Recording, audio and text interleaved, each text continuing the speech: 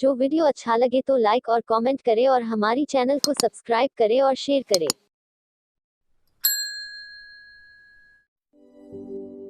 Sanjay Mittal building के सबसे top floor पर अपने ऑफिस में था। ऑफिस के कमरे में काफी डिसेंट सा ब्लैक एंड व्हाइट फर्नीचर नजर आ रहा था। अपनी घूमने वाली चेयर पर संजय अपनी ही जगह बार बार घूम रहा था। कमरे में खड़े बॉडीगार्ड्स में से किसी की भी हिम्मत नहीं थी कि कोई अपना सिर ऊपर कर सके। सर, हमने आसपास सब जगह देखा और लोगों से पूछताछ की, किसी को नहीं पता अचानक से ये बच्ची कहाँ से आई। यहाँ तक कि सीसीटीवी कैमरे में भी कुछ नहीं मिला। ऐसा लग रहा था जैसे वो बच्ची वाकई जादू से वहां पहुंची थी, क्योंकि इतनी सर्च के बाद भी उन्हें कोई सबूत नहीं मिला। क्या कहा तुमने? तुम्हें कोई सबूत नहीं मिला? What the hell is going on? Sanjay Mittal की आवाज इतनी तेज थी कि मजाल है कमरे में कोई चीज अपनी जगह से हिली डुली हो। अगले ही पल संजय मित्तल ने अपना राइट हैंड उठाया और कागज में लिखी उस डीएनए रिपोर्ट को टेबल पर फेंक दिया और गार्ड्स को घूरते हुए देखा। अब इतनी छोटी बच्ची तो वाकई अपने आप चलकर यहां तक नहीं आ सकती थी। बाय द वे सर, हमने ये डीएनए रिपोर्ट भी चेक करवाई और उन्होंने भी इस डीएनए रिपोर्ट के असली होने की पुष्टि की है। तो वाकई डॉल की तरह दिखने वाली वो बच्ची संजय मित्तल की ही बेटी थी। उस कमरे में भयानक शांति थी, कुछ ऐसी जैसे किसी तूफान के ठीक पहले होती है। उस तूफान का डर सिर्फ उन एक जोड़ी मासूम आंखों को शायद नहीं था, जो बड़ी ही क्यूट तरह से कमरे में मौजूद हर शख्स को अपनी आंखें इधर उधर मटका कर देख रही थी। 2 साल की वो बच्ची बड़ी ही प्यारी सी थी, जो अब संजय मित्तल की तरफ देखते हुए उसकी तरफ डगमगाती नन्हे कदमों से बढ़ रही थी।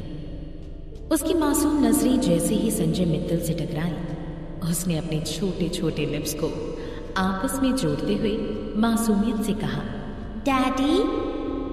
संजय मित्तल के कानों में जैसे ही ये शब्द पड़े, उसे लगा अचानक उसके सीने में कोई गहरा दर्द उभर आया हो। जाने क्यों उसे अपनी बॉडी में अजीब सा करंट फील होने लगा। उसने जब उस मासूम चेहरे को देखा तो पाया वो उसके चेहरे से मिलता हुआ लग रहा था। अगले ही पल उसने अपनी आंखें बंद की और उसके मन में फिर वही अजीब सा सवाल उभरने लगा, आखिर ये बच्ची कौन है और आखिर ये यहाँ आई कैसे? अपने दिमाग में आते हुए कई इमोशंस को रोकते हुए उसने फ्रस्ट्रेशन में अपनी गर्दन इधर उधर घुमाई। तभी अचानक उसके सीने की तरफ उसे महसूस हुआ कि प्यारा सा घुंघराले बालों वाला सिर उसकी तरफ बढ़ रहा था, जिसे देखकर लगा शायद उसे कुछ चाहिए था। डैडी, तुम? बच्चे के मुंह से आवाज निकाली।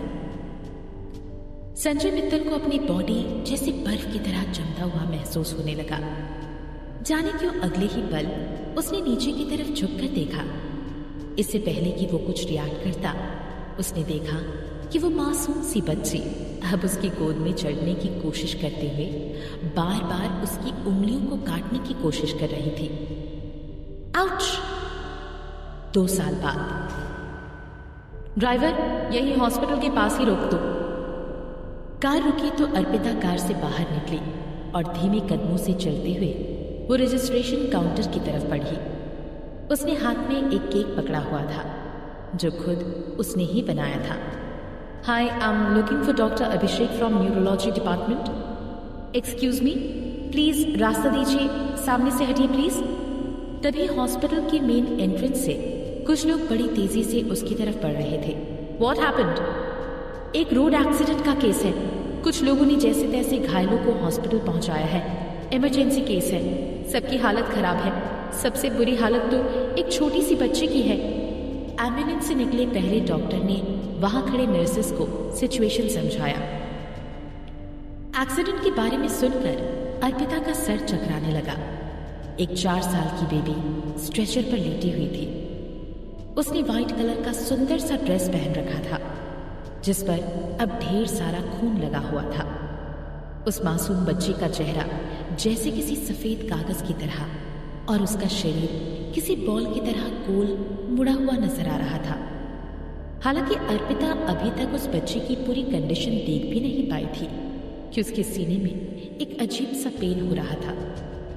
वो वहीं एक चेयर पर अपना सर हाथों से ढककर बैठ गई। इस बच्ची का ब्लड ग्रुप AB नेगेटिव है और हॉस्पिटल के ब्लड बैंक में ये ब्लड अवेलेबल नहीं है। क्या यहाँ पर किसी का ब्लड AB नेगेटिव है? Please help the child. अचानक भीड़ में से किसी ने निकल कर कहा। उसके फेस के एक्सप्रेशन से ये साफ जाहिर था कि ब्लड की इमीडिएट जरूरत थी। हमारे पास समय कम है, इतनी जल्दी ब्लड का इंतजाम कैसे होगा? ऐसे इसे नहीं मरने दे सकते, हमारे पास वेस्ट करने के लिए 1 सेकंड भी नहीं है। कुछ डॉक्टर्स आपस में बातें कर रहे थे। अर्पिता अचानक से अपनी जगह खड़ी हुई। उसकी आंखों के सामने अब भी वो दर्द भरा चेहरा नजर आ रहा था जो उसने अभी थोड़ी देर पहले ही अपनी आंखों से देखा था। एक्सक्यूज मी डॉक्टर, मेरा ब्लड AB नेगेटिव है, क्या मैं कुछ हेल्प कर सकती हूँ? कुछ देर बाद नर्स ने अर्पिता का ब्लड चेकअप किया और उसने एक छोटी सी नीडल उसकी दाहिने हाथ की वेन में इंसर्ट किया। ब्लड डोनेशन का प्रोसेस बहुत फास्ट किया गया। थोड़ी देर बाद नर्स ने अर्पिता की बाह से नीडल निकालते हुए कहा, मिस अर्पिता, ब्लड डोनेट के बाद आप थोड़ा रेस्ट करने के बाद ही कहीं जाएं। जी जरूर। वैसे वो छोटी बच्ची कैसी है, क्या मैं उसे देख सकती हूँ एक बार? अर्पिता ने कॉटन का टुकड़ा वेन में दबाते हुए पूछा। नर्स ने अर्पिता की तरफ अजीब तरह से देखकर कहा, उसके लिए पेशेंट की फैमिली से परमिशन लेनी पड़ेगी। नर्स बच्चे के बारे में बहुत ज्यादा नहीं जानती थी। उसे बस इतना ही पता था कि वो कोई मामूली बच्ची नहीं थी, क्योंकि जब बच्ची को इमरजेंसी रूम में ले जाया गया तो उसके साथ 3 से 4 बॉडीगार्ड्स भी थे जो अभी ऑपरेशन रूम के बाहर खड़े थे। By the way miss Arpita, ये आपका है। नर्स ने केक को बेड के बगल में रखते हुए कहा। अर्पिता की नजर जैसे ही केक पर पड़ी उसे अचानक से याद आया कि आखिर वो यहाँ आई क्यों थी। ओह नो, उसने आंखों को कसकर बंद करते हुए कहा। वो अगले ही पल उठी और उसने अपनी राइट हैंड से अपने सर पर हल्की चपेट मारकर खुद को जैसी नींद से जगाया। उसने जल्दी से केक उठाया और कमरे से बाहर की तरफ भागी। ब्लड डोनेशन रूम से वो बाहर निकलकर सीढ़ियों की तरफ अभी तेजी से भाग ही रही थी कि वो किसी से टकराई। वो कोई लंबा चौड़ा सा आदमी था। इससे पहले कि वो कुछ समझ पाती या अपने पैरों को संभाल पाती, हड़बड़ाहट में गिरने से बचने के लिए वो जो पकड़ सकती थी उसने पकड़ा। उस आदमी का शर्ट पकड़कर अर्पिता ने अपने आप को गिरने से बचने की कोशिश की। चर्र, शर्ट के फटने की आवाज आई। अर्पिता धड़ाम से जमीन पर गिर पड़ी, पर साथ में वो शख्स भी उसके ऊपर था। दोनों अब हॉस्पिटल के फ्लोर पर थे। अगले ही पल उस शख्स के लिप्स अर्पिता की पिंक एंड सॉफ्ट लिप्स से टकराए। उसकी सांसें अर्पिता की सांसों से टकराए। उसका चेहरा उसके चेहरे से टकराया और अर्पिता की कुछ समझ पाने से पहले ही उसका पहला किस हो चुका था। उसका दिमाग सुन्न हो चुका था। संजय मित्तल ने कभी सपने में भी नहीं सोचा था कि उसके साथ ऐसा कोई इंसिडेंट होगा। उसे क्या पता था वो अपनी बेटी को देखने से पहले ऐसे किसी इंसान से टकरा जाएगा। उसका चेहरा भी ब्लैंक हो चुका था। अगले ही पल उसने अपने लिप्स को अर्पिता के लिप्स से हटाया और हड़बड़ाकर उठ गया। उठते ही वो अपने हाथों से अपनी ड्रेस को झाड़ने लगा। उसके चेहरे पर अजीब सा एक्सप्रेशन था। सर, आप ठीक तो हैं? पीछे से आते हुए एक आदमी ने पूछा। दरअसल वो संजय मित्तल का असिस्टेंट था, जिसने अभी अभी अपने बॉस को एक लड़की के ऊपर गिरते हुए देखा था, और ये भी कि उसके बॉस जो लड़कियों को पास भी नहीं भटकने देते, और अब ये भी उस लड़की ने उसके बॉस को किस भी किया था। हेलो मिस्टर, नीचे तो वो लड़की गिरी थी, तो तुम्हारे बॉस को कैसे चोट लगी? हॉस्पिटल में एक बूढ़ी औरत ने संजय के असिस्टेंट को कहा। सिचुएशन को संभालते हुए अर्पिता ने उठकर अपने चकराते हुए सिर को संभाला, लेकिन अर्पिता को कुछ देर बाद समझ आया कि उसके हाथ तो खाली हैं। इस बात से वो शॉक में आ गई। उसने अपने इधर उधर देखा। उसका लाया हुआ केक फर्श पर बिखरा पड़ा था। My cake! अपने इतने प्यार से लाए हुए केक को फर्श पर पड़ा देखकर अर्पिता को बुरा लगने लगा और वो उसे समेटने में लग गई। इतनी बुरी तरीके से गिरकर उसके केक ने अपनी पहचान ही खो दी थी। बस दिखाई पड़ रहा था तो उस केक का बिखरा हुआ ब्रेड और क्रीम। अर्पिता ने जब पीछे मुड़कर देखा तो उसे उससे टकराया हुआ आदमी जाते हुए दिखाई देने लगा। Hello mister, wait a minute.